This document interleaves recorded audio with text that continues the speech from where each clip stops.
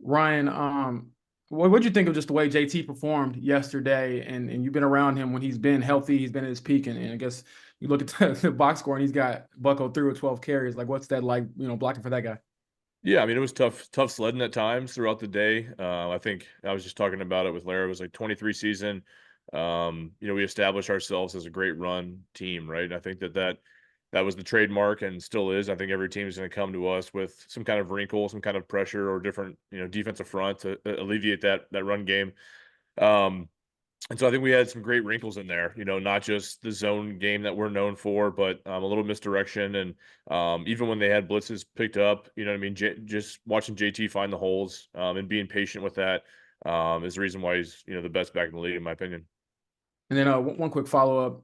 I actually saying this just a few minutes ago, but when it comes to AR, you've been around him more than anybody else as far as the communication you all have and things like that.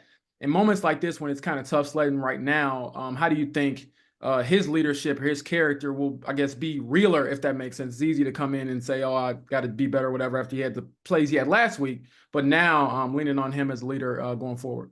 Yeah, I mean, I think I saw it after the game was, just upset, right? I think we are all leaving that stadium not feeling very good, but he's a guy that wears his emotion on his sleeve, right? He wants to win. He wants to play great for the team, the same way we all do. I think that's why he was the 5th overall pick, right? And he's the guy for us.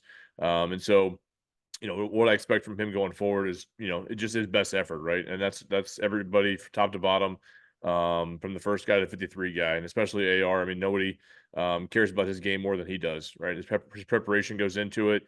The way he leads in the huddle, certainly, things, if it could have gone wrong, it went wrong, right, yesterday. But I think the way we saw, a small detail was in the second half, coming out and putting a drive together. When a quarterback with his inexperience, could have just tanked it. I think he really showed how much he cares about this team. Jake?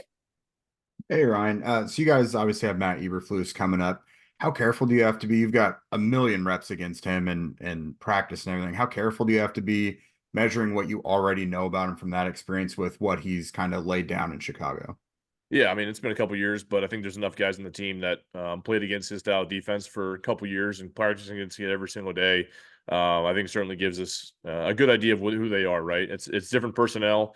I watched them a little bit last night. They're a good front seven. I mean, they really the core of that defense is movement, creating negative plays up front, rushing the passer. I know he's going to have a lot of third down. So for us, avoiding third and long is going to be huge for us and running the football efficiently and handling movement. And I think that's, he's a detailed coach when he was here. So I'm sure he's taking that as being a head coach. So they'll have a good plan for us. But I told the guys too, it all comes down to what we do, right? It's about, you're going to see 8 different defenses throughout the year, whether it's